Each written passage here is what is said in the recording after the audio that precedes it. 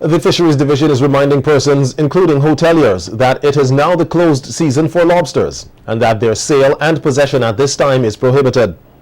According to the Fisheries Regulations, 1987 Fisheries Conservation Measures, the closed season for the spiny lobsters is from May 1st to August 31st. A news release states that the Fisheries Division has been notified that individuals and some restaurants have been serving and selling lobsters during this closed season, and that anyone caught in breach of the law is liable to face a fine of up to $5,000. Prime Minister Dr. Ralph Gonsalves has made it clear that charges were not brought against two former employees at the International Airport Development Company, IADC, due to insufficient evidence. Back in 2012, two employees at the company were dismissed for reportedly stealing food and drinks valued at just over 63,000 EC dollars. PM Gonsalves raised the issue in his response to a letter from the opposition leader Arnim Eustace dated June 23rd, in which Eustace raised a number of questions related to the resignation of former registrar Tamara Gibson Marks. PM Gonsalves outlined that as soon as the IADC's accountant got wind that there was something wrong, the two junior employees were fired, and a forensic audit was conducted by an external firm of auditors and taken to the Director of Public Prosecutions for possible action. But according to Gonsalves, the DPP declined to prosecute because of an insufficiency of credible and admissible evidence. Collection Superintendent at the Solid Waste Management Unit, Greg Francois, says the dumping of waste across the country harbors lots of unwanted insects and rodents, and persons need to be more responsible with the disposal of their garbage.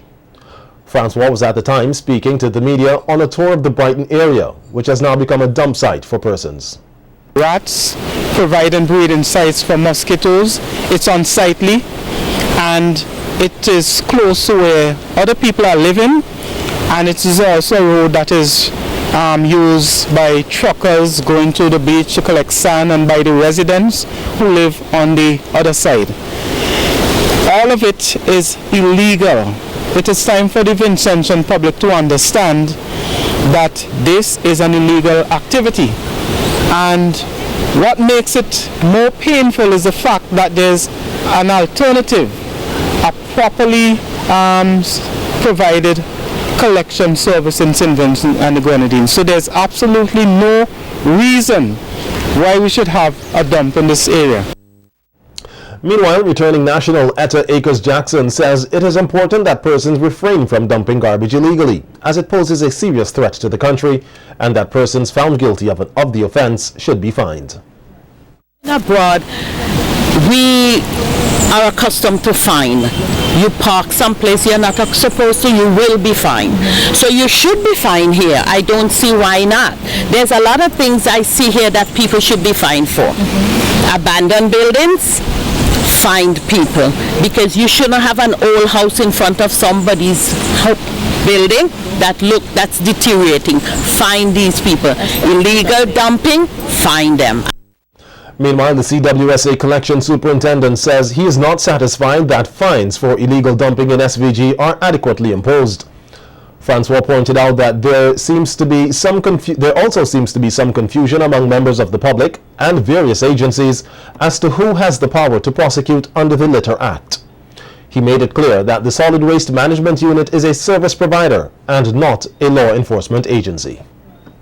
Yes, we take an interest and we normally go out and try to get situations rectified, but the agencies charged by law for the enforcement of the Litter Act need to take action. There is some confusion even within those agencies. For example, recently there was a situation where garbage was had fallen off a truck into the streets of Kingston and it was being scattered. I approached a trucker and he was very resistant, and also he did not have any tools to collect that garbage that had spilled, which is against the law. And I thought that this is a matter I needed to report to the police. I went to the Central Police Station, and a senior officer there told me that it had nothing to do with the police and that I should go to the Ministry of Health. Now this is unfortunate because we have had many interactions with the police where we get involved in the process of education. Even at the training school, we are always represented there. So there's some confusion, and we need the various agencies, solid waste, the police, public health, need to get together and try to resolve these problems. Sometimes we have had situations where people have gone to maybe the health department and maybe a member of staff, not understanding their role, have told them to go to the solid waste department. And this too is unfortunate. We all need to know what our responsibilities are as defined by law and make sure that we do what we are supposed to do.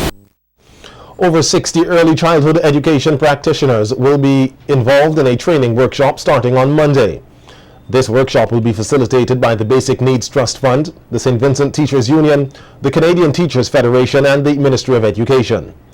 This year is the culmination of 3 consecutive years of training for these early childhood practitioners in pedagogy and practical areas in which the nation's children can be stimulated and their learning enhanced through various programs of activities. The opening ceremony of the workshop will take place at the Peace Memorial Hall on Monday from 8:30 a.m.